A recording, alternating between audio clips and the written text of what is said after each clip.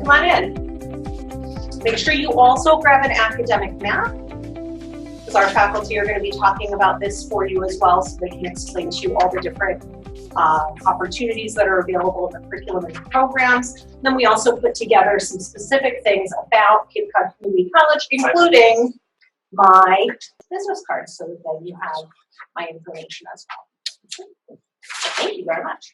How many students have been in the program in the past? Mount Ida, any given year had about 80 plus students, but we had the bachelor's program there, which Liz will mention, another mention today, that we're on a four-year campus. So there is collaboration with the four-year campus to make that happen. But in that number, Jeff, how many? Probably for the first 2 years? About 135 in the programs, and then for our recent years, like 90. We've been getting more. Traditionally, we had one associate program, less than a bachelor, and then it kind of flipped. And the past few years, we've been getting younger students coming from high school, and they wanted the campus experience, so that we had more bachelor program. The students switched from that perspective, and again, since that will be an option that we're working very closely with BSU on, gives me more options post-graduation. So good morning, ladies and gentlemen. Thank you all for coming. I had a chance to meet you as you're coming into the hallway. My name is Patrick Preston, and I'm one of the deans at Cape Cod Community College, and our division houses program in funeral service. So we're here to talk to you about this exciting program Cape Cod Community College offers here on the campus of Bridgewater State University. And just to give you an idea of the program, so its history and its future, we are the inheritors of a 100-year tradition in funeral service education, going back to the earliest days of New England Institute, and then to the period when it was with Mount Ida College, and now when it's with us here at Cape Cod Community College. So we're building on a vast, important tradition, and we're taking it into the future. And the way that we do that is we have partnered here with Bridgewater State University to bring the program here. It's a more central location and completely convenient by the commuter rail. Some of the benefits for students who are considering the program is that you would have access to on-site residence halls, the facilities here at Bridgewater State University, meal plans, the whole part and parcel of the quote-unquote traditional college experience. And for those of you who would not be living on campus, completely accessible by public transportation on the commuter rail, so any place from South Station all the way down or up from the South Shore. So lots of opportunities here. It's a great central location. What we're looking at going forward in terms of the program is our program right is going to be a associate degree in science for funeral service. And one of the avenues that we're exploring here with Bridgewater State University is to eventually offer a bachelor's degree in management. So for those students who are starting and happy with the associate degree and want to just get out there and start working and explore the field, absolutely, by all means, go ahead. For those of you who would like to pursue additional education at the bachelor's degree level, we're working behind the scenes to make that happen as well, so that students would have the option of doing either one, okay? But this is an exciting opportunity, and we're here to answer any questions. And if you have any questions I can answer, please do. And if not, we'll let Professor Shea and Professor Megna go into some of the more granular details of the program. Well, shout them out at once. Yes, please go ahead. My daughter is a Bridgewater student now, so I know the classes are Tuesdays and Thursdays for this. Mm-hmm. So would it be possible to continue? I would say in terms of dual enrollment, what we would probably be looking at is what classes is she already in at Bridgewater, and how would we use those in our associate degree program. So assuming that you will have had X amount of what's known as gen ed classes, those are English, your maths, your sciences, and how would we be able to put those into the program. So in terms of a formal dual enrollment, that has slightly particular meaning, okay, but you're more likely not to be pursuing two different degrees at the same time, okay, or sequentially. But what we look at and see, what have you already taken, how can we use that, and then how can we offer you the content, right, typically funeral service education would not otherwise have, and pair them together like that. And she did want to do exactly what you said with the funeral service and then business. Sure, So yeah. that's exactly what she wanted to do. Yeah. So what I would say, and for all of you, in any kind of situation like that, have those conversations with Liz Daly, with the admissions rep, and say, this is what my plan is, short term and long term, and this is my current educational experience. So, for instance, if you're involved in Bridgewater, but I would look to see. We always would look to see where can we double dip in terms of you've already taken English 1 and English 2, so that meets Bridgewater's requirements. How would it also meet ours? Does that help? Great. Excellent. Feel free to come see me afterwards too, because I can do better transfer. Definitely, great, thank you. You can play around with that. See what it looks like. I want insurance, so you can look at that. Absolutely. And actually, if I could just build on that, and this is probably getting into what Liz will be talking about a little later on. Those of you who have had some college experience or are currently in college, and again, I think you just heard you say you're bringing a transcript, please let us know, because our goal is if you have something that is that we can use in terms of prior educational experience and it applies to our program, please let us know. We're happy to do it. Have to look at anything you've taken to see how it could apply, so that you never have to take the same class twice if it couldn't apply the first time. Yes. Do you guys offer any online classes or any hybrids, some in class, some online? We do. When we first iteration of the program did essentially a hybrid program because we were the students who were finishing up at Mount Ida. We had a short window to do it, so we did introduce hybrid programming, and we're going to continue to offer some of the classes online. There is a development process that they have to go through, but some of them, for instance, what would John Bresnan have to teach the online class?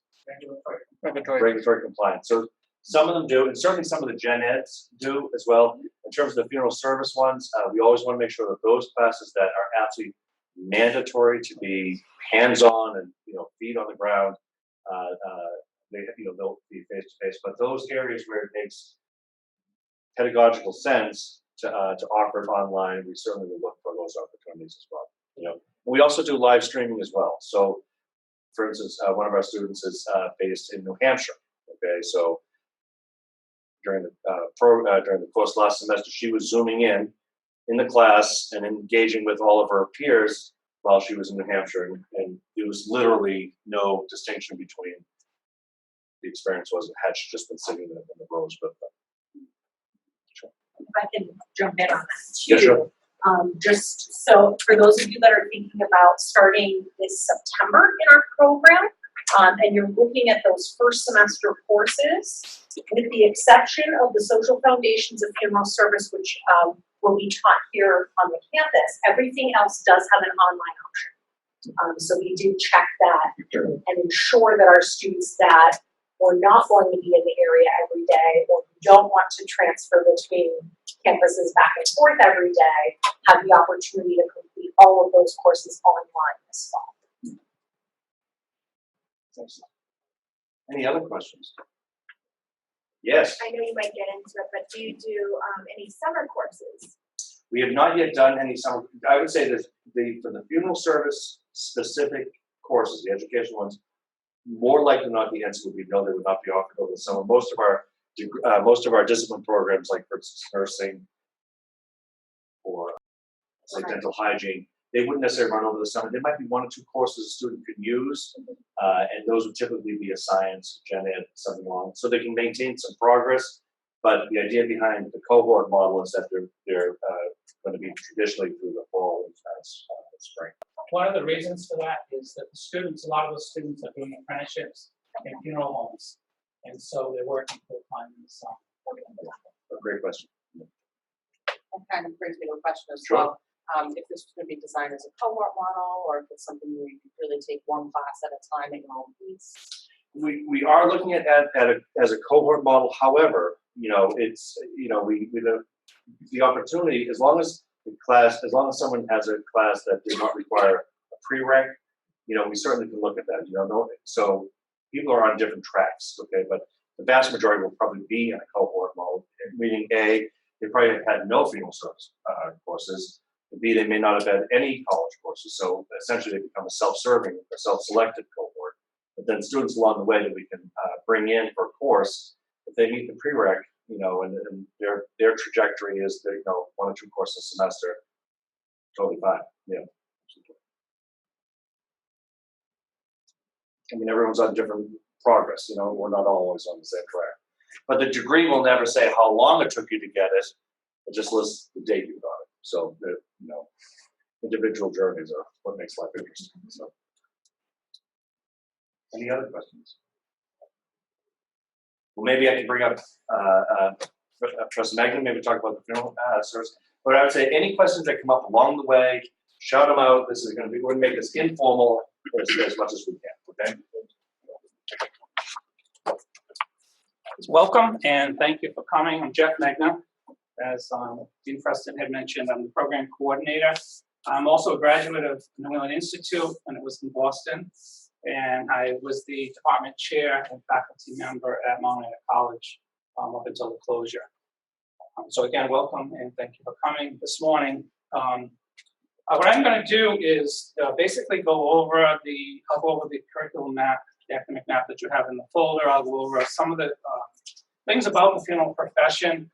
And then when I finish, I'm going to ask Dan Shea, also a faculty member, to talk specifically about the clinical experience. So all students are required to do what we call the embalming clinical, where you would be assigned to a funeral home and you have to embalm a total of 10 bodies, one of which of those would be a competency exam. That's one of the American Board of Funeral Service Education requirements, as well as one of the program requirements. So Dan will speak specifically about that aspect of our program.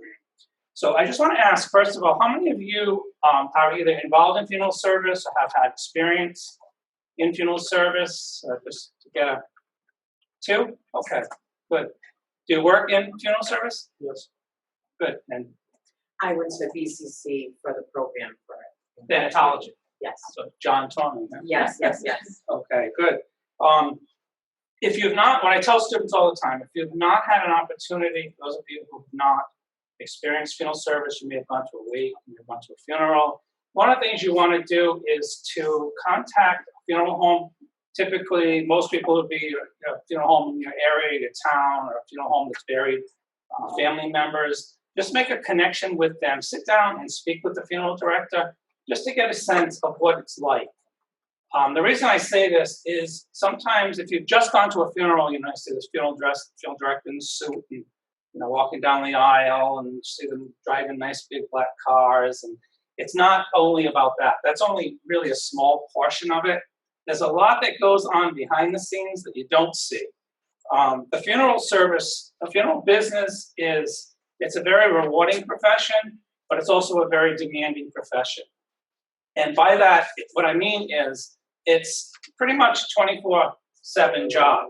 I mean, you will get time off, but it's not unlikely that you're going to get called at 3 o'clock in the morning to go and transfer a body from the house, nursing home, usually not hospitals, but nursing home and homes. You have to bring the body to the funeral home. You might have a funeral the next day. You may have 2 funerals that day. You may have, then after those funerals, you're setting up for calling hours.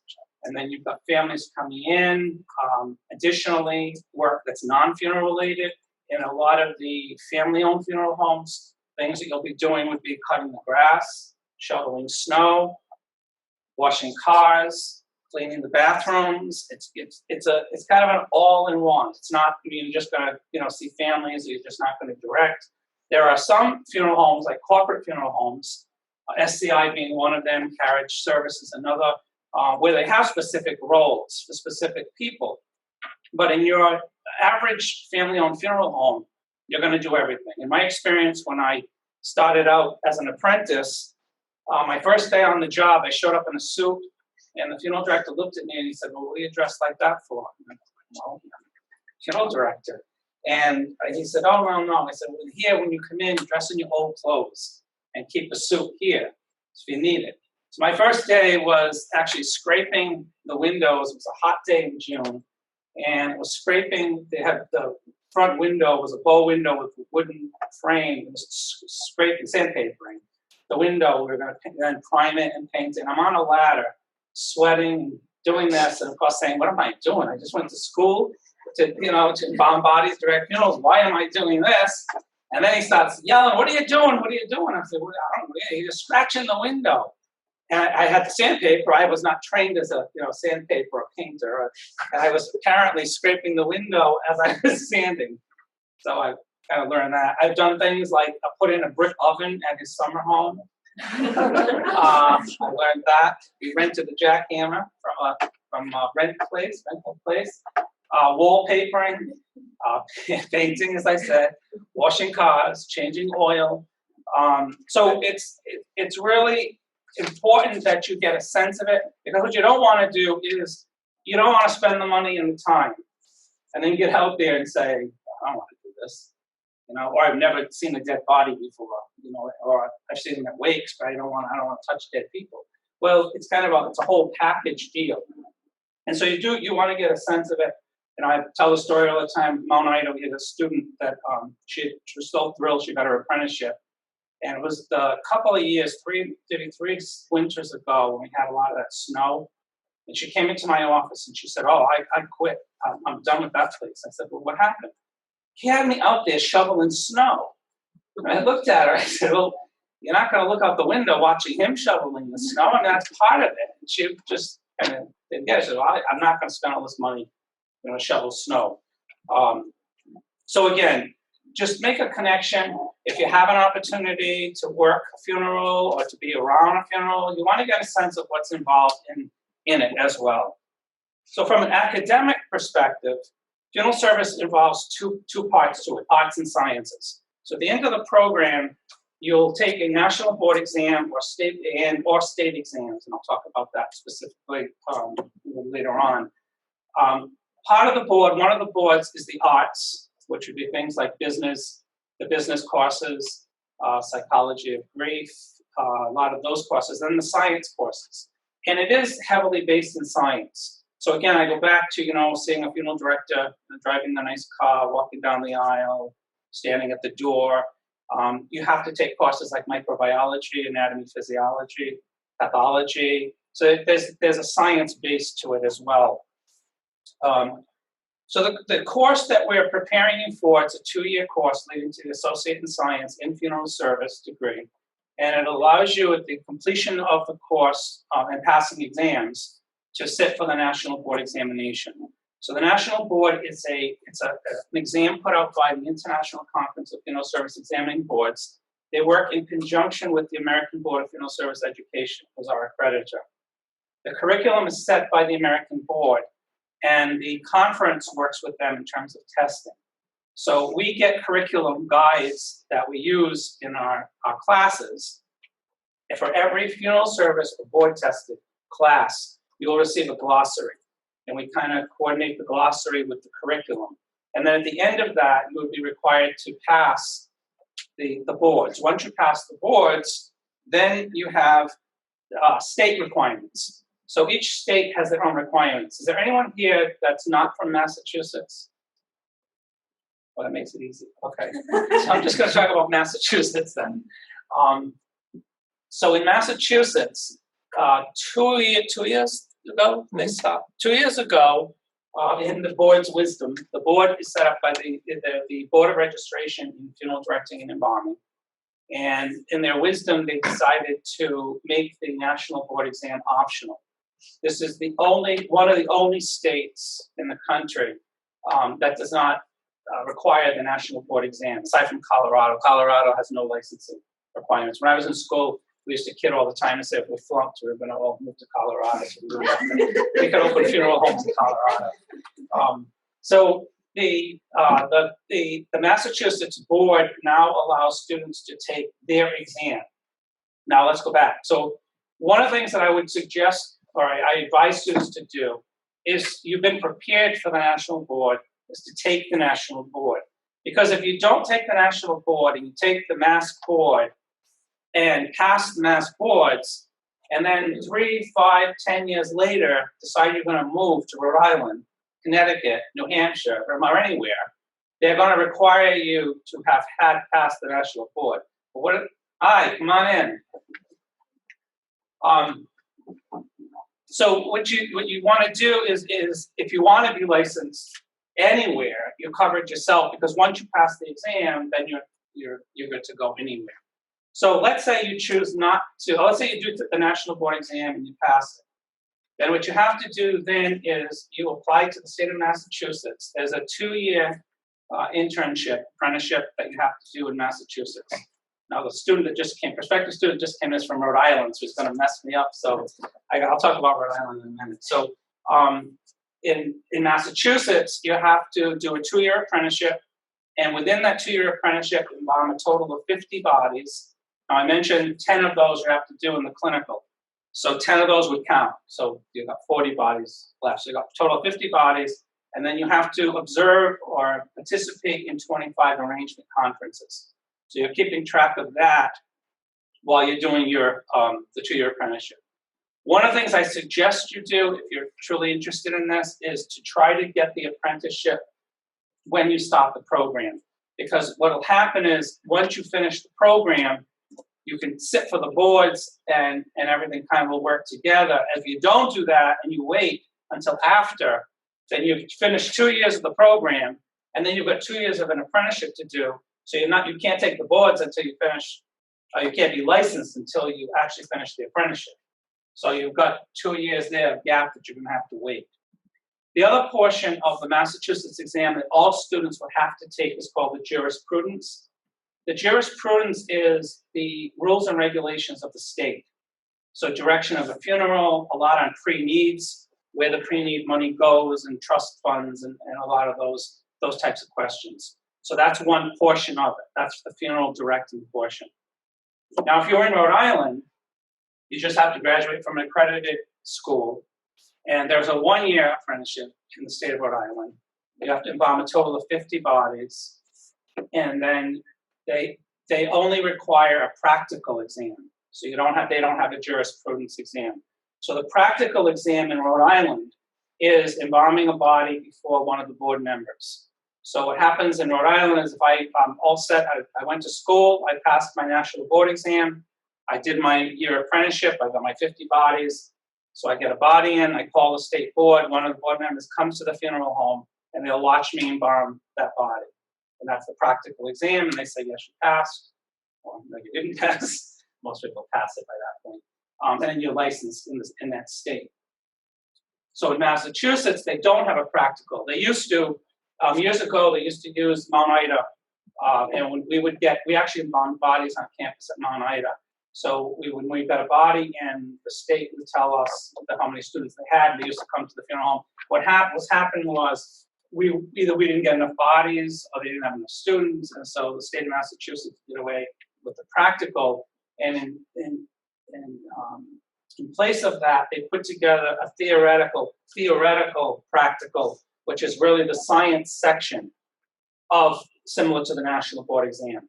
So in that exam that you're taking, in Massachusetts, that exam would, aside from the jurisprudence, it would be courses like anatomy, physiology, microbiology, chemistry, embalming, restorative art, basically all of the science sections. So there would be questions, application questions.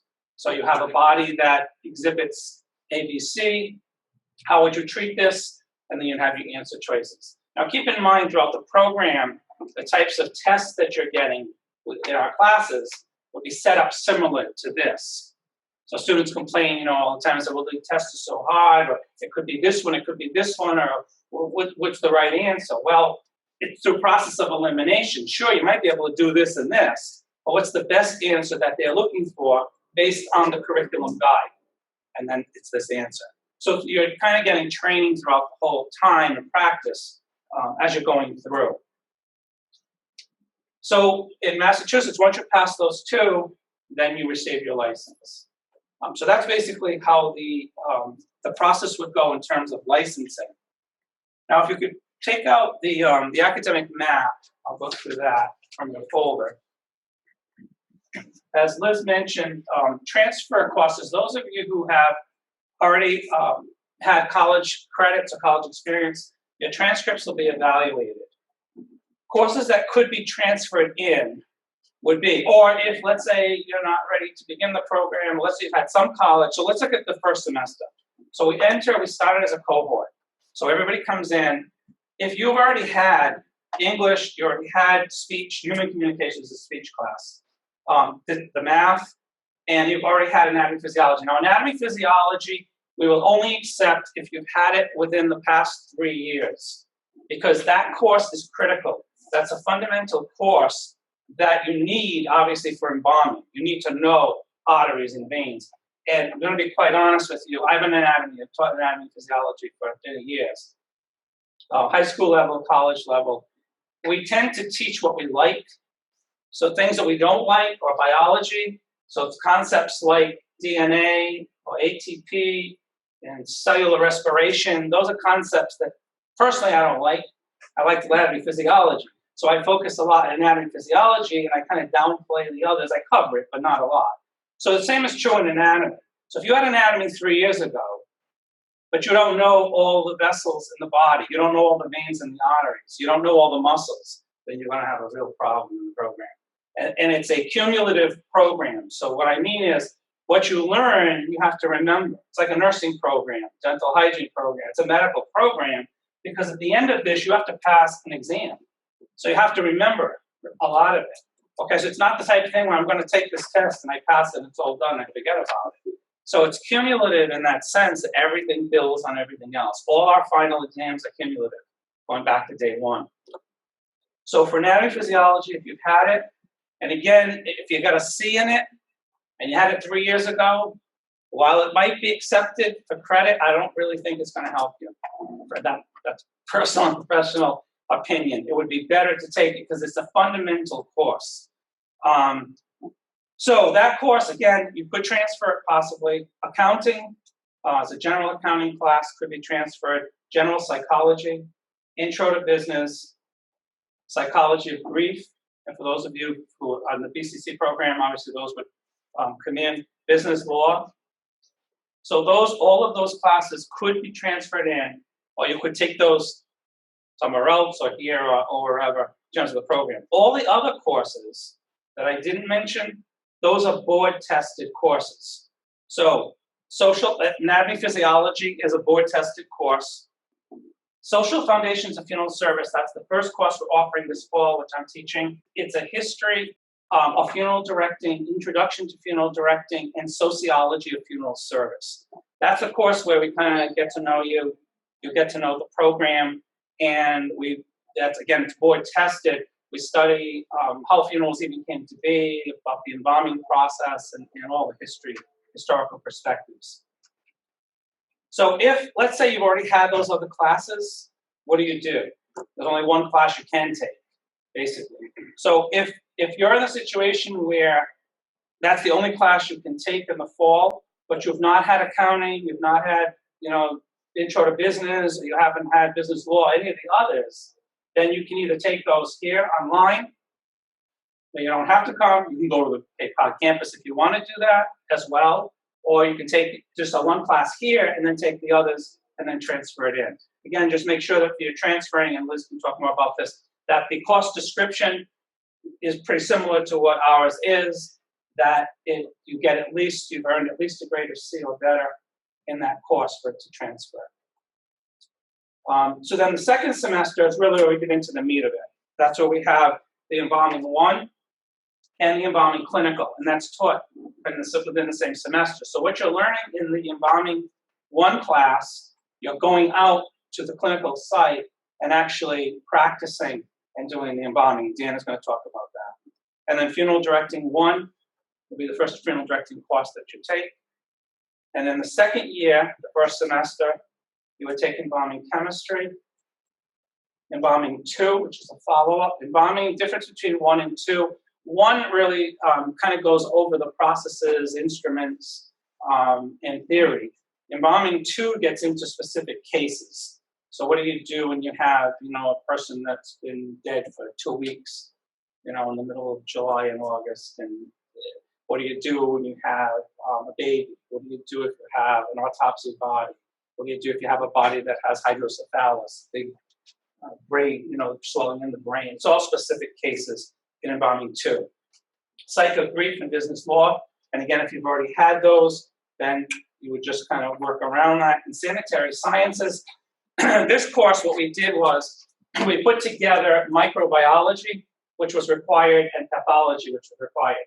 So under the old program at Mount Ida, students took microbiology lab, which was a 4-credit lab, and they had a wet lab with that. And we really didn't need the wet lab, and it wasn't specific to funeral service.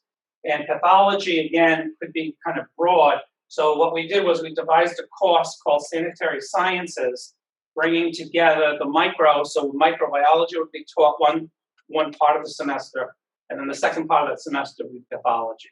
And again, all based on the American Board of Funeral Service Act curriculum. And then the last semester that you're here, it would be funeral service merchandising and management. And that course, you would learn how to sell, basically. And when we do the tour, I'm going to do touring. We have a merchandise selection room. I'll show you, and I'll explain more about that course using the merchandising room. Funeral Directing 2, which is the follow-up from Funeral Directing 1, where you get into a lot of the specifics. We do a lot of role-playing, meeting with families. That's always really interesting. And we go out to field trips, different field trips. We went to, unfortunately, burned the New England Casket Company. They had that big fire. Our students had just visited that there in December. So anyway, we do field trips there. Regulatory compliance for funeral service. That course is similar to the jurisprudence that you take in Massachusetts. That's all the laws, the rules, the regulations, ethics, Federal Trade Commission guidelines, covering all of that. Crematory operations, and then restorative art. And I'll show you in our small classroom, we do the tour. The end of the course, we do wax heads, model heads. There you'll learn how to do cosmetology, how do you mask bruises, burns, all different kinds of things. And then the last course, and you're taking this last course concurrently in that last semester, is called Board Certification and Competency Skills. That course reviews every course that you've had, but it's a review. Again, they're not teaching it, but it's reviewing everything. At the end of that course, you will take the practice NBE, so the national boards I talked about. The national board exam has a practice exam that you can take, one in the arts, one in the sciences. There is a cost to it that the student has to pay. The student has to score a total of 80% on that test in order to be cleared to authorize to take the national board or the state exams. Okay, so that's kind of the clearing course at the end. And then you finish the program. We hold, prior to commencement, we hold a pinning ceremony. We just did we're still in process, but we did teach out from Mount Ida College. We had 6 students that came with us from Mount Ida. 5 of those students graduated in January. Yeah, we still have the one from New Hampshire that we're doing through the Zoom and distance learning. So we had the pinning ceremony in January. The student receives, this is the Cape Cod pin, funeral service pin, and the pin is actually put on the student, pinned on the student. And then commencement will be in May for those students who graduated in January. So this kind of gives you an outline or kind of a brief idea of what the program entails. Do you have any questions? Yes. The clinical involvement, are the students assigned to a specific? Dan's going to talk about that. Yeah, Dan's going to talk all about the clinical. Are there any other questions about anything? Yes.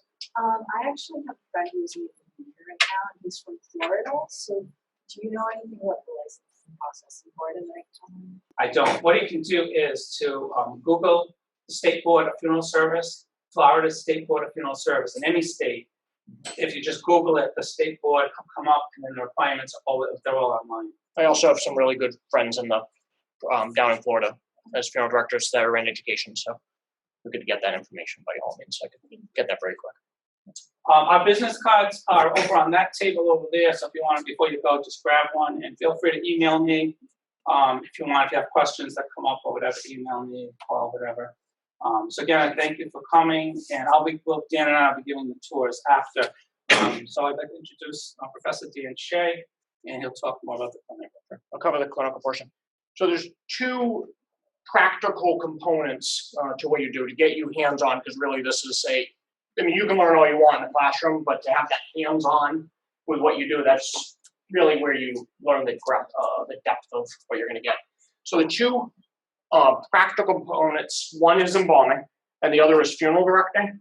So lining with the funeral directing course, you actually go out, you're working with funerals, calling hours, arrangements. You're getting your hands in there with a variety of different types of services, different religions, different cultures, different professions, whether it be a police death or a funeral, firefighter death, military, maybe it's Buddhist, Catholic, Protestant. So you're getting your hands involved in that. And then the other component, and these are separate courses, is embalming. So for embalming, you're actually getting into the prep room. Your hands are the ones working. This is not an observation course. This is you are embalming in the prep room with your colleagues, with a licensed funeral director, licensed embalmer over your shoulder and guiding you through it. Okay. By the end of that course, as Jeff mentioned, there's 10 embalmings that you have to conduct. You can do more, but 10 is the amount that you do. So by the beginning, you start off slow of, let's learn a few techniques. Okay, all right, let me show you how to do this. You got that? Okay. For the second one, you get a little longer and you're adding a step. By the end, you're embalming.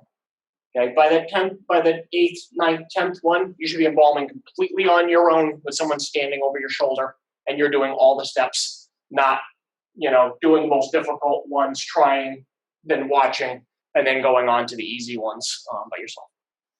The funeral homes are all local. We work very closely with the funeral homes that have these clinical experiences, so we can ensure that we know exactly what's going on in those clinical sites. We inspect those clinical sites. There's a lot of paperwork involved in getting those clinical sites set up with us, so we take that very seriously. And we have a direct line of communication with the embalmers out there. If something happens, I hear about it before you can even tell me. You come in, you let me know, and then I'm able to communicate with the embalmer and say, they would love to see this, or they're saying, that you've gotten a lot of autopsy cases.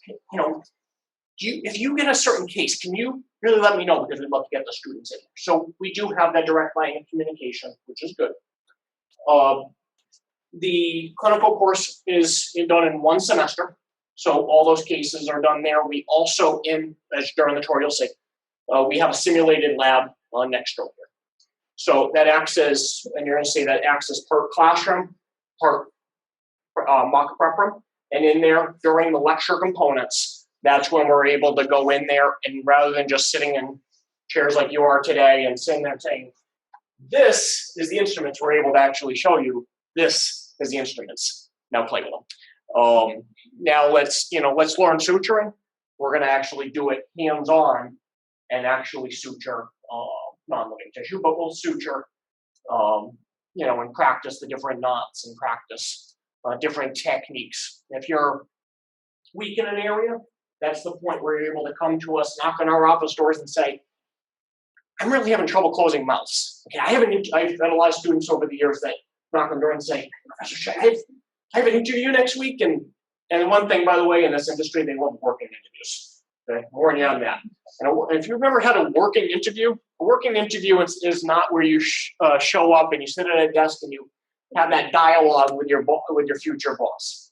A working interview is, I have a funeral at 8 a.m., so why don't you show up at 7 and we'll see how you do. Your interview is in a suit, in a trench coat.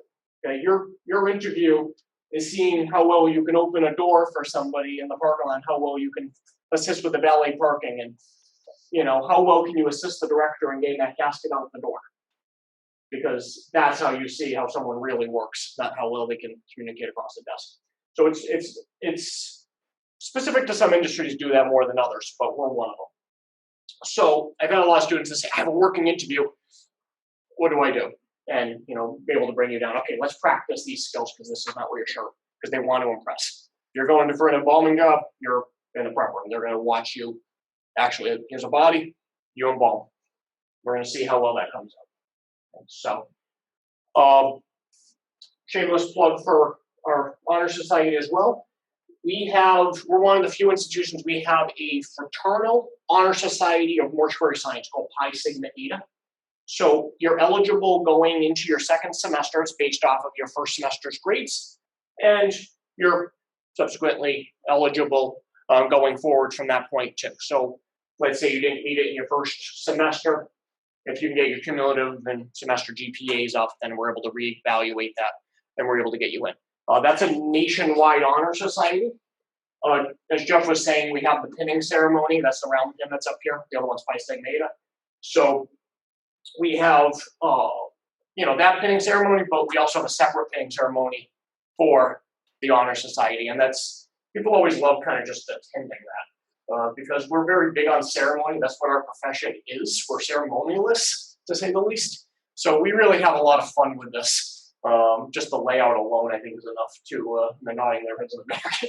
But the layout of our room alone with this candlelight ceremony is enough to really get you your hairs up on edge of how cool it really is. So, do you guys have any questions? I know you had a question about the practical, about the embalming. I don't know if I answered it. What I said. Yeah, you did. Is it strictly during the day, or is it kind of be? Oh no, it's any hour of the day or night. So, unlike a nursing or a dental, or if you've worked in another profession where you do a clinical component, ours is a little different, strictly based off of just we can't predict when people die. We can't schedule appointments and say, oh, can you come in for 8 o'clock tomorrow morning? We'll have students here. So it's a little different. The embalmers out there, they do work, with us, and they do their best to get students in there at practical times. But obviously, they do have a business to run too. So things are a lot of times based around, hey, look, right after I get back from my funeral, we're going to do the embalming. I had a body come in last night. So sometimes you have a lot of warning. Sometimes you have a lot less warning. But with the amount of opportunities, we hope that if you don't make this one, obviously every opportunity you grab, and I plead with you for the years that you were here, that, sitting there saying, don't turn down an opportunity. If one comes, drop what you're doing and go. Because once you're done those 10 embalmings, you're done. You're done with that course. That's what you have to do. That course is about getting 10 embalmings. If you can get those 10 embalmings done by October, you're done for that course. That's one course that you've already completed. Now, most students take right up to the end of the semester. That's the majority. I have maybe a very small fraction that can end by October, a few that end by the end of November, maybe mid-November. So it's typical that you take the full semester, but you take the opportunities.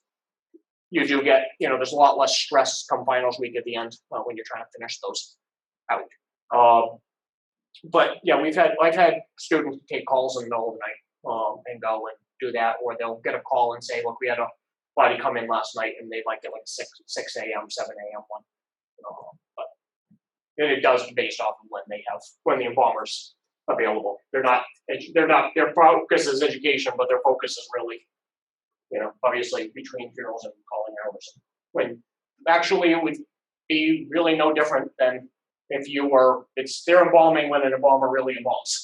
They're not embalming on a school schedule, they're embalming on when you get out into the profession, when you're going to do it. And that's, all right, look, I have a small space of time between, my funeral and my my have a 2 o'clock appointment coming in, for arrangements or something. That's what you do it. So very realistic. Any other questions? So you guys get to hear all about the program, right? And you're super excited about it. And I'm here to share with you how you get to be part of this program and some of the benefits that you're going to get as well. So for those of you that don't know me or came in later, my name is Liz Daly. I'm the Interim Director of Admissions here at 4Cs. I'm also the Director of Student Placement and Career Planning. So I do a lot of work with the funeral service program. Some of the big pieces, and I have a PowerPoint, but I'm thinking this is a pretty conversational group, so it might be better if we just kind of have a conversation about all of this. So the first thing that you would all need to do if you are interested in being part of this program is apply, right? Our application process is really difficult. You fill out an online application and you send me a high school transcript or proof of high school equivalency. That's it. So don't need essays. I don't need letters of recommendation. We don't require an application fee. However, if you do have college credits from another institution, you want to get those to me so that I can assist you in figuring out what courses are going to transfer in, because we don't want you to take courses that you don't need, right? One of the biggest pieces about this program in particular is that you get the benefits and opportunities of 2 campuses. So when you apply and are admitted into the funeral service program, you are a Cape Cod Community College student. You are able to use any of the facilities on our campus, the main campus in West Barnstable.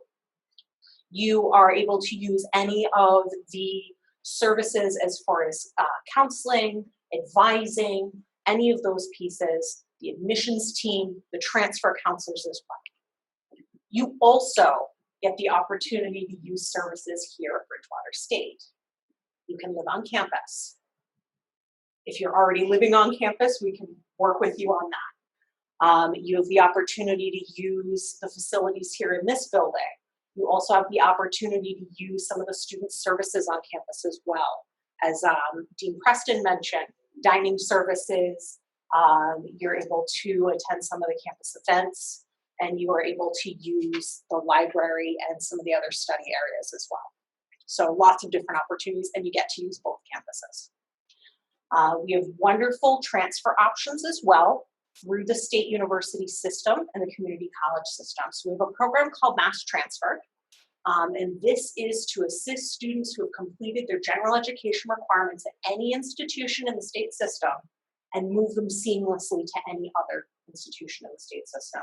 So those of you that are coming from BCC, you've already got those general education requirements completed. Those are going to come with you and drop right into our degree program. Those of you that are already at Bridgewater that have completed some general education requirements, same thing. Those of you that are starting with us for the first time, the general education requirements that you complete here with us are going to go with you as you continue on, whether it's at Bridgewater State or UMass Dartmouth or another institution in the state system. So it's a very seamless transition. We also have dedicated transfer counselors through 4Cs. These 2 guys are awesome about it as well, and we're going to make sure that you have a seamless transition to continue on. We're working on specific partnerships with Bridgewater State right now. The management one is one.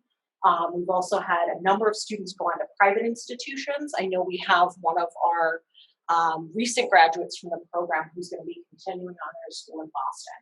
So we're happy to help students figure that out wherever that lies and whatever that looks like. We also are significantly lower cost than a lot of the other institutions you might be looking at as well. So those of you that are thinking about completing your associate degree with us and then moving on, you're looking at approximately $6,000 to $7,000 to complete your associate degree with us. That's for full 2 years. Yeah. I'll let that sink in for a minute.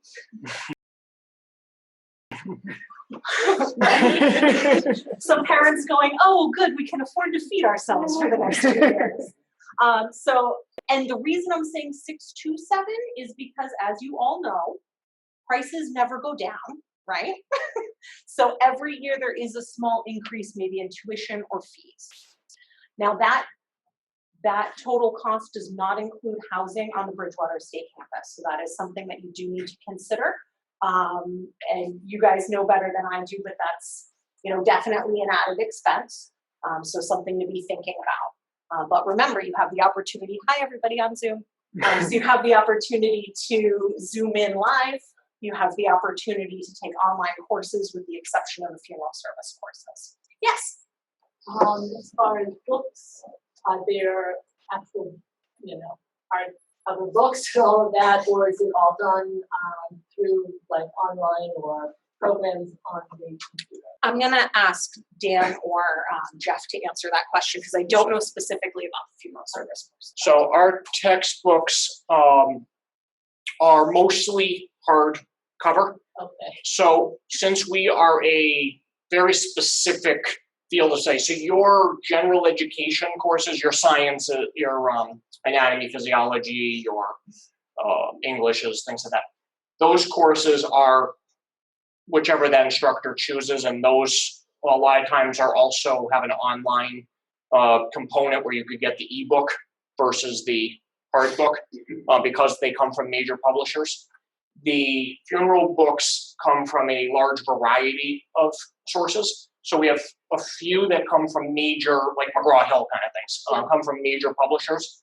We have a few, a good handful that also come from very specific sources that were published by another mortuary school, which are industry-wide. Every mortuary school, or the majority of mortuary schools, use these textbooks because these are our professional resources for education in this field of study.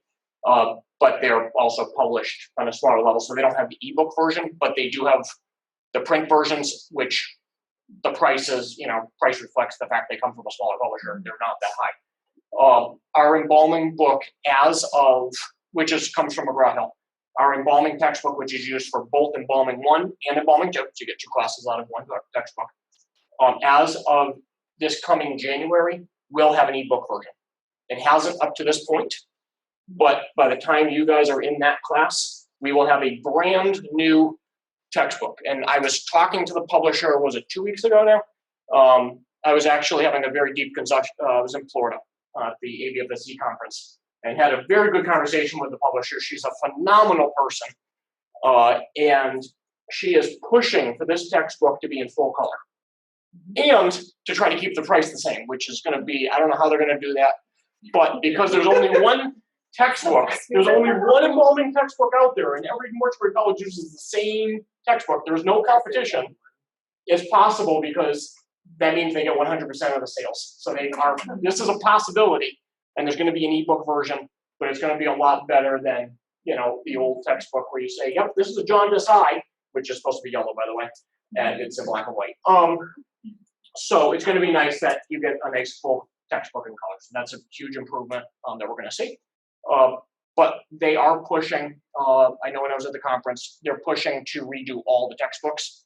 So as textbooks that were published prior to ebooks being big, and we're still using them, are now going to be updated. I foresee, I think they see, new technology and, online components being embedded just because that's the times now, but they weren't the times when they were originally published. What's the cost of the book? So the embalming book is very expensive. It's big, it's a huge hardcover. So, and again, I don't know if the bookstore sets the prices. I'm not sure who sets the price, but I can tell you that textbook is expensive. But the books that we use for the funeral service program are aligned with the ABFSC curriculum and the conference that's testing. It's important that we know what they need. So so what they do every year, they'll ask schools what books they're using. So what the accreditor is trying to do now is to narrow it down so that we're pretty much all using almost the same books. And as Dan said, they're in the process of revising some of the text. But that book is expensive. But again, the bookstore sets the price. A lot of our students, though, will rent. You can rent books. So a lot of students will rent books. And they use books. They can buy used books on Amazon. So that's why I usually tell students at the beginning of first class, the book we're using for Social Foundations is a brand new book that we're going to be using in the fall. But I always tell students, check Amazon and check if you can get it cheaper, someone else gets it cheaper. Some of the books that students may want to keep. So the embalming text would be a book that I've kept personally. Others probably wouldn't want to keep it, but some of those we want for reference. Remember, you're in a program that's really training you not only to continue your education, but also for industry. So these investments that you're making in a textbook are something that you're going to keep continuing on. To give you an idea, when I'm working with students in one of our traditional liberal arts or sciences programs, I ask them to estimate $500 to $700 a semester for books. For those of you that are like, where am I going to get $500 to $700? Or if you're like me and you don't have the $6,000 to $7,000 to cover your tuition and fees for 2 years in your back pocket, I would suggest to you that you apply for financial aid. So our financial aid process at Cape Cod Community College is very straightforward. We require a form called the FAFSA, the Free Application for Federal Student Aid. Any of you that have gone to school elsewhere have probably filled this form out before. It's something that you complete every year, and the information goes to the federal government. They take a look at that information and come up with what they consider the estimated family contribution, what they think your family can contribute towards college. Our financial aid office then looks at that number. They look at the actual cost of your program and they help you fill the gap. So for some students, that means a grant that's going to cover your tuition and fees and some money for books. For other students, it means a low interest loan or a work study opportunity. So there's lots of different options for students in that area. Yes. Just wanted a clarification. So Sure. That it's 6,000 to 7,000 per year or No. per semester? Total for the 2 years. And then plus books. Plus books. Yes, Yes. that's Massachusetts. Correct. That's for a Massachusetts So, resident. yeah, so Rhode Island. If you live out of different, state, New it's Hampshire, different. Vermont, Mhm. someone, yeah. Yes. So once you receive your associate's degree in this, how about continuing education? Do you have CEUs that you have to do every year? That's a good question. Yes. We do. Well, again, it depends on the state. Mm-hmm. So the state of Massachusetts requires eight units. Almost every state requires the OSHA bloodborne pathogen training. And incidentally, anyone who is interested in becoming an apprentice, you have to have, from the state of Massachusetts, you need to have a certificate of training. And if you're planning to do that, Dan is actually a certified trainer.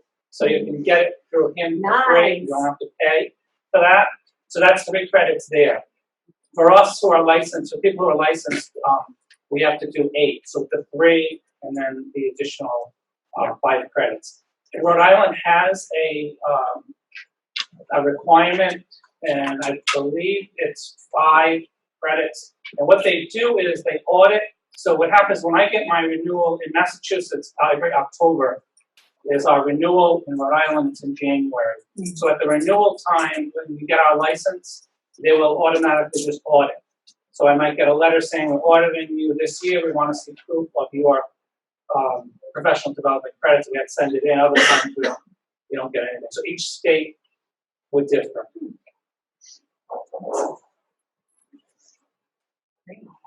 So I just want to share with you that I am here on this campus for the rest of the morning and probably into the afternoon. Those of you that have brought any transcripts with you, I'm happy to take a look at those, sit down, explain to you where you might be at. I also have one of the computers set up for those of you that would like to apply to the institution today and into this program.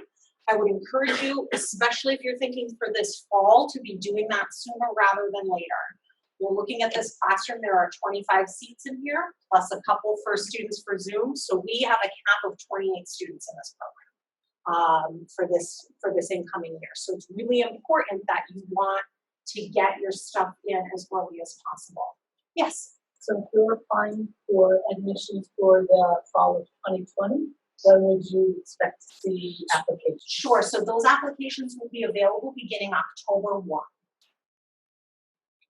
So our application opens October 1 of the year prior. So that'll be available October 1, 2019 for September 2020 enrollment. That coincidentally is the same day that you can start applying for financial aid. So the financial aid application also opens on October 1. And we did that purposefully so you can be working on both of those in tandem. It's also important to know that you do not need to complete your application for admission in order to start the FAFSA. So those can be done at the same time. Yes? Can I just add, so for instance, those people who might be looking at applying, not fall of this year, fall of 2020, it's a good opportunity always to stay in contact with the institution.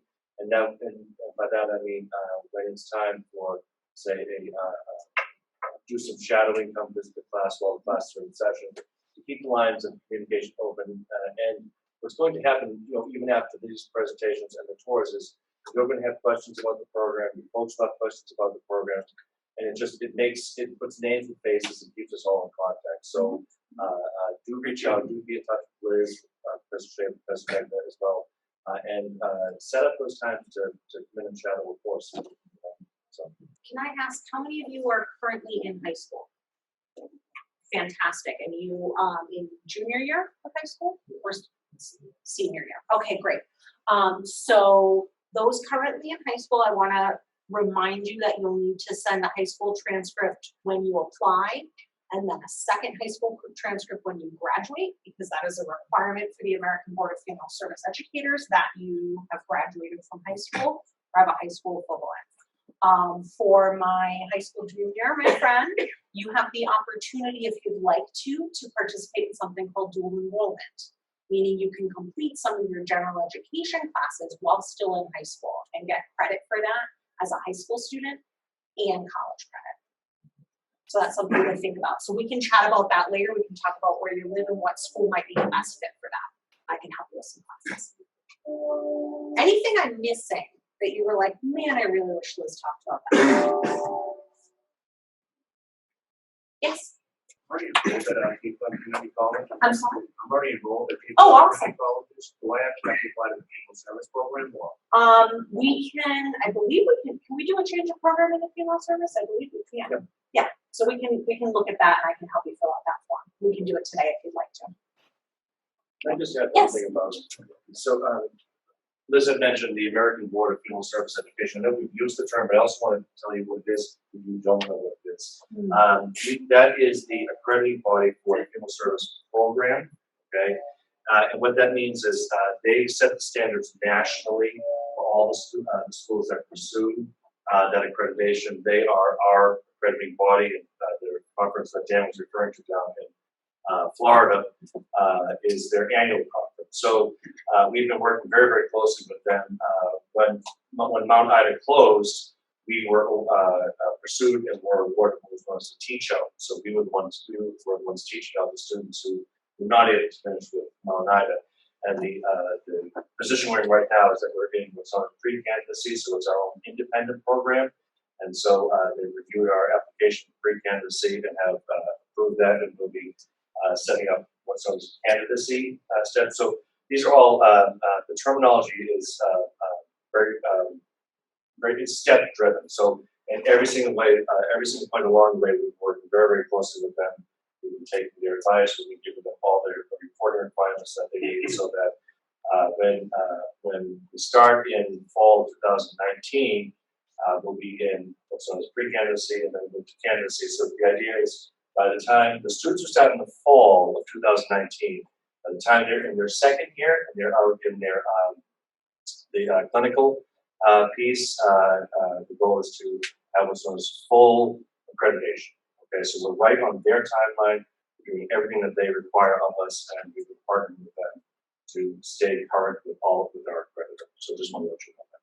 Okay. Yes. In the unlikely event that you don't have that accreditation by the time the student is graduating, how does that impact licensure? It would impact it, but it would be extremely, not say, it'd be extremely unlikely, because literally, if they say this is what you need to do, they'll be getting every single step along the way. We really are taking their lead, we're taking their advice. They're walking us through their process, and we're meeting that every single step along the way.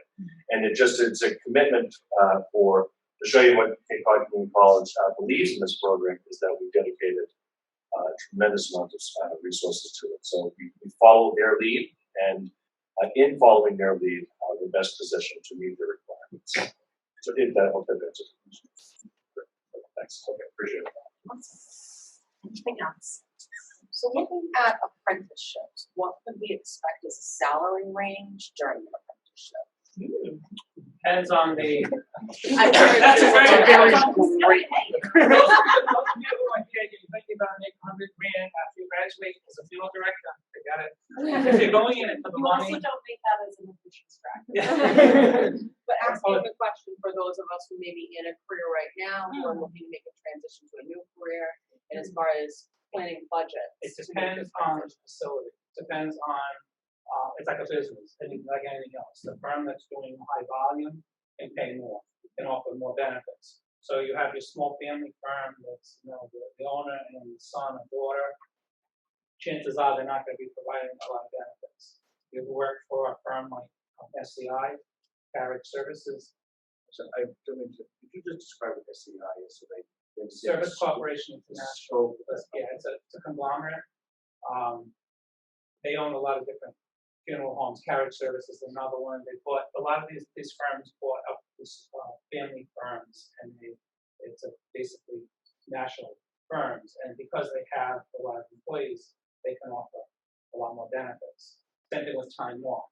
So you're going to have a better schedule. If you look at ads, a lot of times ads that are out there, you want Indeed, and just put in funeral assistant or funeral director or apprentice, you'll see Service Corporation International on there looking for people. They'll actually show the benefits. Same thing with when you talk about degrees, the associate versus a bachelor's degree. If you have a bachelor's degree, and let's say you graduate from Mount Aya with a bachelor's in funeral home management, you're not going to make any more money than somebody who graduates with an associate in science and funeral services. They don't care about that's not an issue.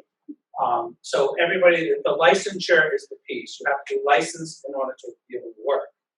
So the salaries are based on, number one, what the firm can afford and what they're willing to pay.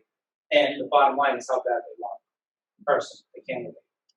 So there's no set in terms of a person apprenticeship or somebody who's licensed. I will tell you this, someone called, she's an RN working in the surgical field, and she asked about, she's thinking of changing her career. And the bottom line was, if you're doing this for money, don't do it. Because she's going to make more money doing what she's doing. If it's time, don't do it. Because you have a set schedule, 7 to 3, 3 to 11, whatever you're at. This field, you're going to be wherever. This, like I said, it's an occupation that you have to really want to do this. It has to be in you to do this. Because there's a lot of time spent, there's not a lot of money in it. And like I said, I would say the average funeral director, newly licensed funeral director out there, you're probably looking, I'm guessing, again, it depends on the place, but you're probably looking at about 50, 55 maybe. And a lot of it, again, depends on the volume. You know, for a place that's doing 300 calls and paying more than somebody that's doing 50 calls. But again, the workload's going to be different at that level than the other. Some of the bigger firms you're looking at, I think about 80. I think if you get into like management and you're thinking that you work your way up, I know the firm where I did my apprenticeship, I didn't make, but the directors that had been there for a while had made. The lowest was 120,000 and the highest was 189. That's an extreme exception in this That area. so they are out there. I'm not saying that that's where you're making. I'm saying that there are firms out there that do that. What Jeff's saying is that. And as far as the degree, if you work for a corporate and you have a chance to be a location manager, branch manager, district manager, they would be looking for a higher degree. So if somebody with a bachelor's in funeral home management is applying versus somebody with an associate, all things being equal, the bachelor person would probably get that. So in terms of climbing the ladder in corporate, the higher education you have, the better, and the more money you're going to make. But the firm that Dan is talking about in this area, that's extremely That's a rare one. Extremely rare for that to happen. But it's important to do research because, like, you don't want to Right, so get we're into something and you're going to be taking a huge cut of pay, working more. planning out what the difference would be between my current career and then delving into an apprenticeship and how will that work in my house. And that's where I think it's important to connect with a funeral home director. Sit down and talk with them candidly and just say, look, this is where I am. This is what I could be making. Do you think it's possible, not necessarily here, but in this industry, to do that?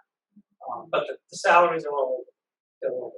And each firm is completely, I mean, this is not like a standard, like, oh, I'm going to the hospital and, a hospital has a certain dynamic and stuff.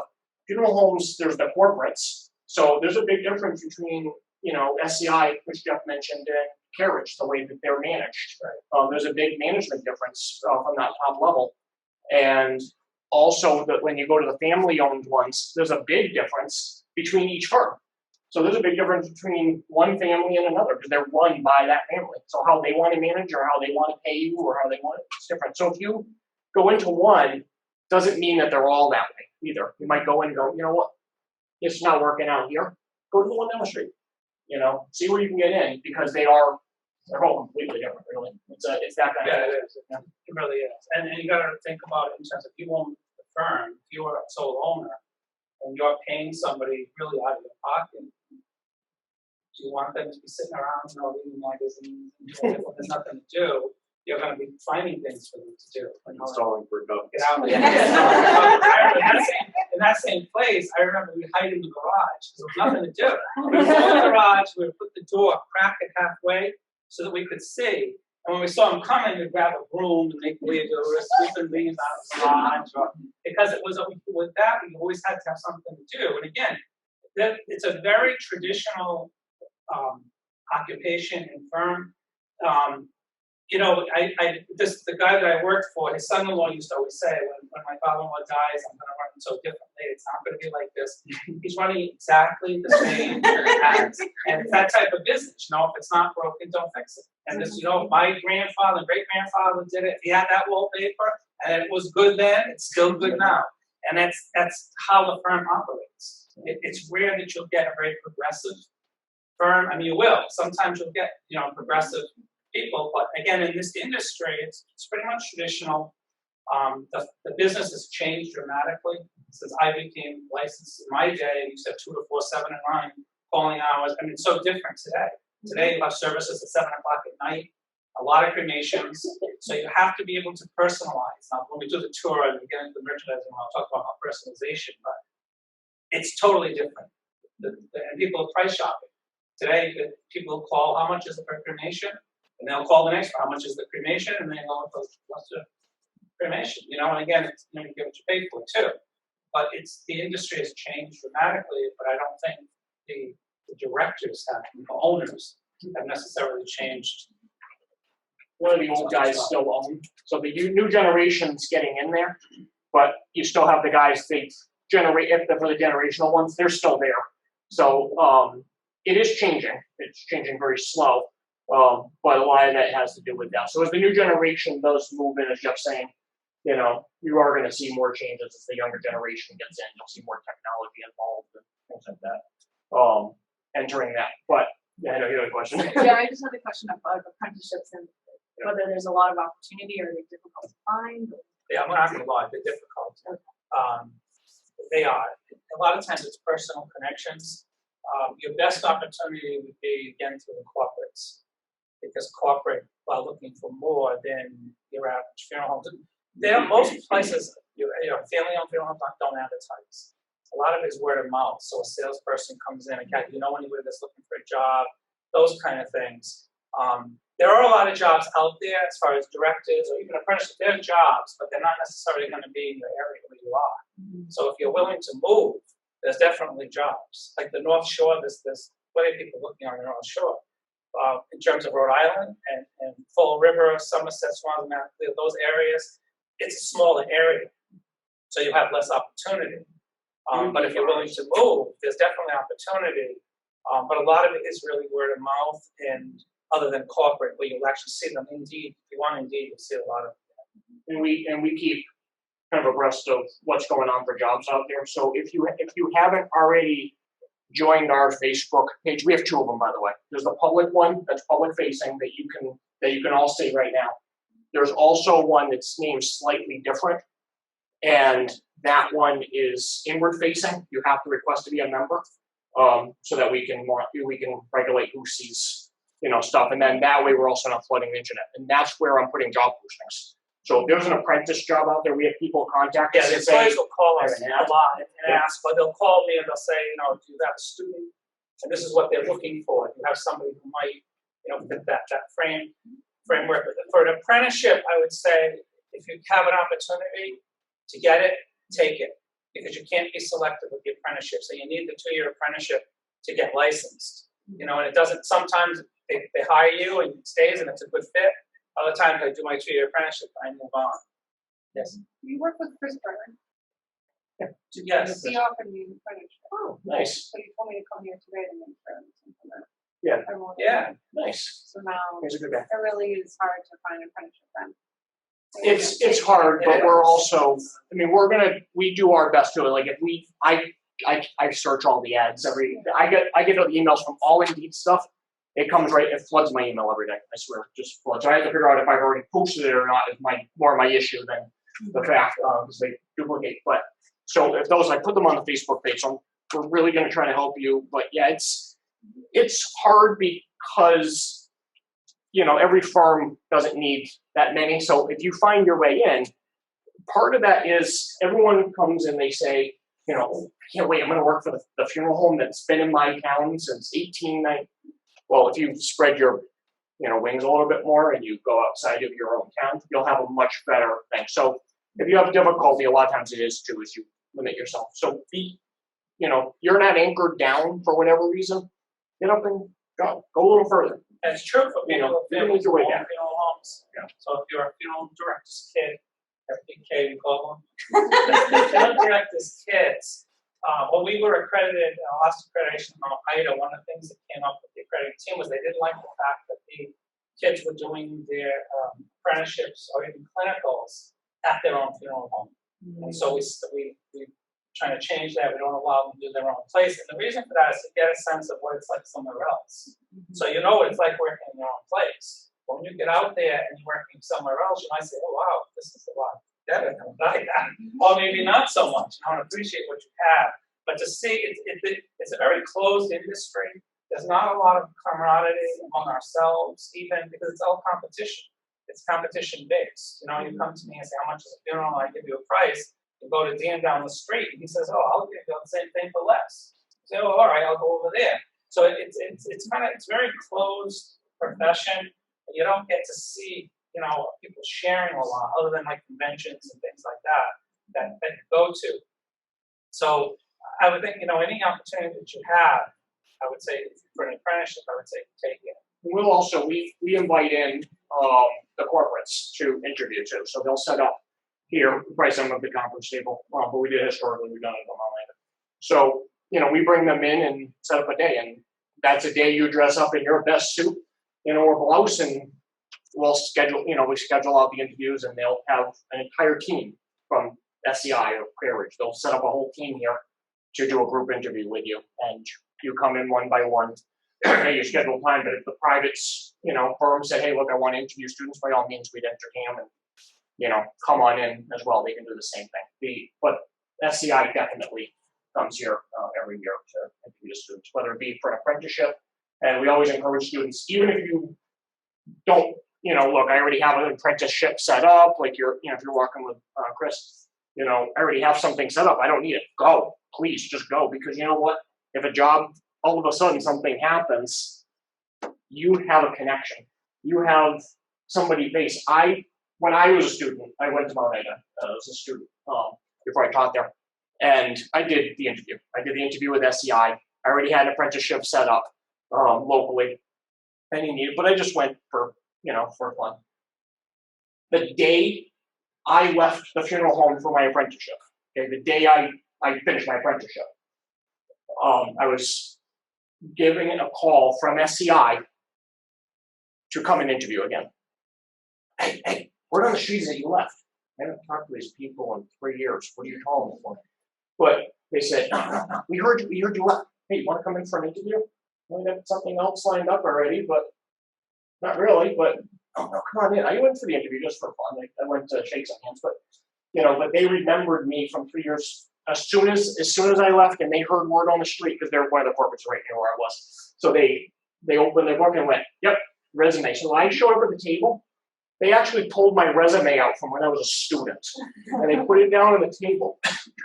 And they said, oh no, you don't have to bring a resume. We already have one. I said, I've got an updated one. I've done a lot since then. Here you go. You know, here's an update one. I brought one for every one of you. But yeah, they do remember you. So it's one of those make connections, and we'll bring them in. So 2 questions. One is, do you help the students build resumes?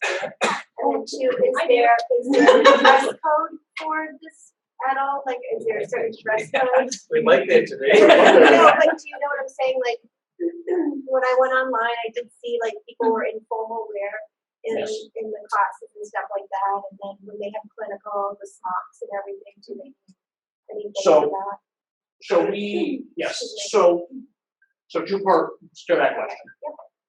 One, I'll admit that they were dressed up for that video. I'll openly admit that. That's my disclaimer for the day. We have, I think it was taken the same day as the award ceremony. But, so, yes, on a normal day, dress professional, but dress comfortably professional and sit in a chair all day. And if we're in the lab, there is always the risk that what we're working with, you put spill on your clothes. So obviously you want to dress accordingly, but professional is what we expect. We have gowns, we'll put on gowns. So that's where you saw the students wear, and we provide those. When you're in the clinical site provides them. If the clinical site is short on resources, we provide the clinical site the extra stuff to ensure the students have enough gloves. Maybe you have a really large-handed embalmer out there. We can ensure that students have small and medium gloves if that needs to be. But we'll always make sure the resources are there for the students. That's without question. But on days like if we have a guest lecturer, we'll bring in people from the field. Students will know people are here. That's a good day to dress up because those are good days to represent yourself appropriately. Field trips, we're required to dress professionally for a field trip. Yeah. So we let students know. And a normal day we would like if you dressed semi, like what do they call semi-business, business casual, and but that's appropriate. I also want to mention about SCI, they offer an annual scholarship. So it might be a good idea to again connect to that Facebook page because when it comes up, will be how you get it. But SCI, the Funeral Association, yeah, NFPA, Massachusetts Funeral Directors award Dodge Scholarship annually. So there are opportunities for different scholarships out there as well. And we're really good at if something comes up, that's the first. That's why we have an internal and an external. External kind of gives what we don't want to flood the public with, and then our internal, that's really our posting board. So that you see things that are very specific. This is what's going on. Here's our event. And here's the information that we can give you. And we actually everything's set up in units on there too. So if it's jobs, you can actually go to the job unit within our Facebook page, and you can see just jobs. You're not flooded by the rest of the discussion board with scholarship things. You want to go to scholarships, go to the scholarship one. So we do have it very organized in order to. So I'd love for everyone to be able to go on a tour of our facilities. We have some wonderful opportunities for you all here. What I would also ask is that those of you that brought transcripts with you today, if you want to hand those to me before you go out on tour, I can start prepping those for you before we go. I want to thank you all so much for being here. You have my card in your folders. Dan's and Jeff's are over there. Dean Preston is amazing, and he'd be happy to take your call. But call one of us first, and then we'll get you to him if you need him. He's a very busy guy. So without further ado, are you ready to do your tours? Yeah, we're going to do this 20 people. So what we'll do is we're going to split.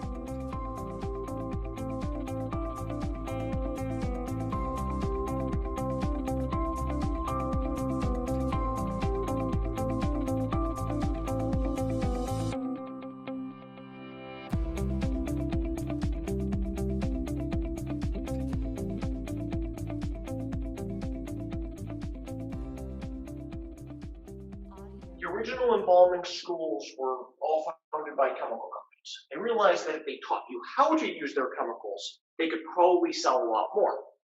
So in our case, we had A. Johnson Dodge Company, founded the New England Institute, which we are the successor of.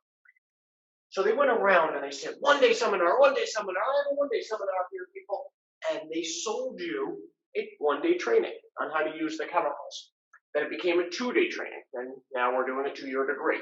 So things have evolved over history in our case. And in 1907, A. Johnson Dodge started the New England Institute. It's actually in Roxbury.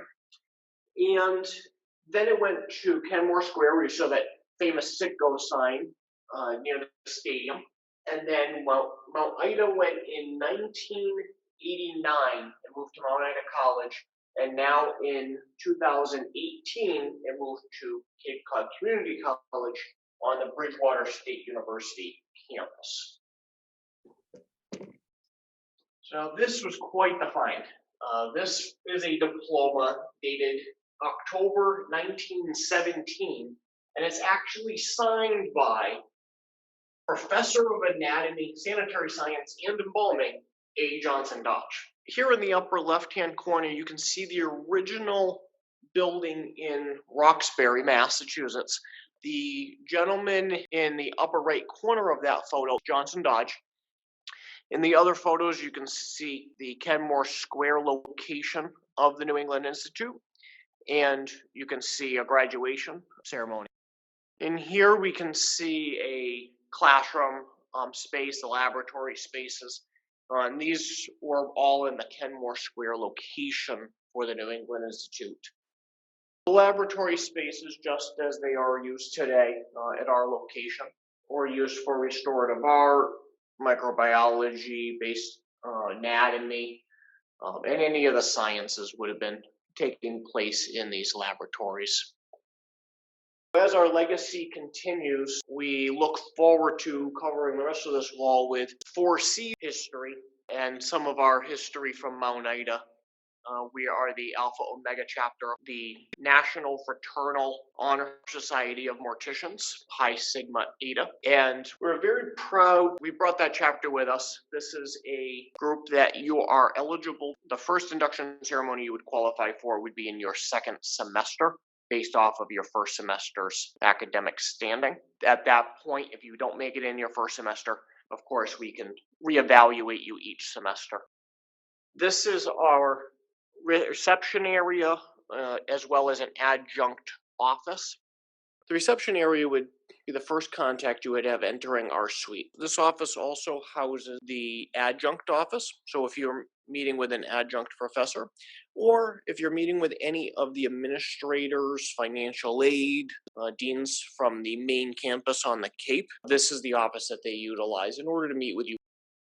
This is our funeral service merchandising room, which corresponds with funeral service merchandising and management course. The course introduces the student to merchandising as it applies to the funeral profession. The curriculum is divided into two main sections. The first covers construction and features of caskets, outer burial containers, and other funeral-related products. The second section examines specific areas of funeral service and management guidelines. So one of the things that we do in class would be doing mock arrangements, explaining to families the two types of caskets, namely wood and then metal, also accounting for price differences. Students also introduced to burial vaults and liners that are typically required by various cemeteries. The student be instructed on different types of construction of the vaults, as well as price range and various types of protection. Our funeral service merchandising room was provided to us, compliments of Northeast Casket Company in Greenville, Rhode Island, in conjunction with New England Casket Company in Boston. So we thank them for their support. Our vault and liner selections were provided to us, compliments of Doric line burial vaults. And here we see the different types of vaults and liners that are provided to families. Our urn and keepsake collection was provided to us, compliments of Turner Memorials.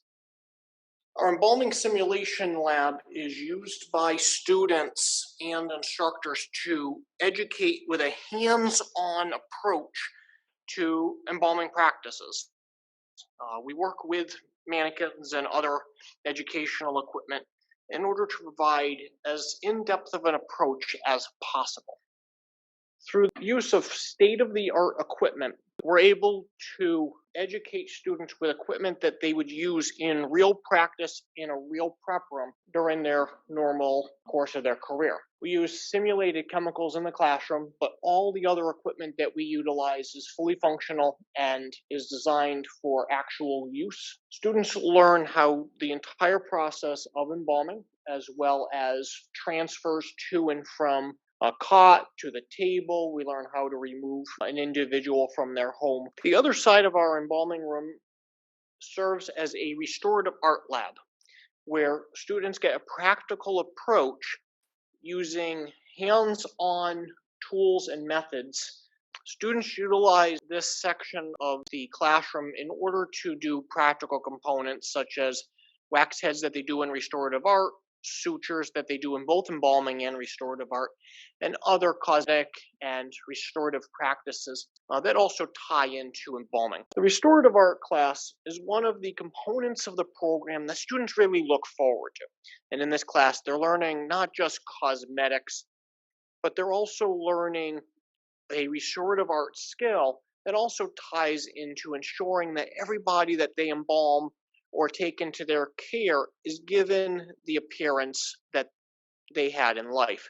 And one of those is a wax skull. So this skull that you see in the video started with just a plastic skull that they're using mortuary wax to build a face that meets their own needs.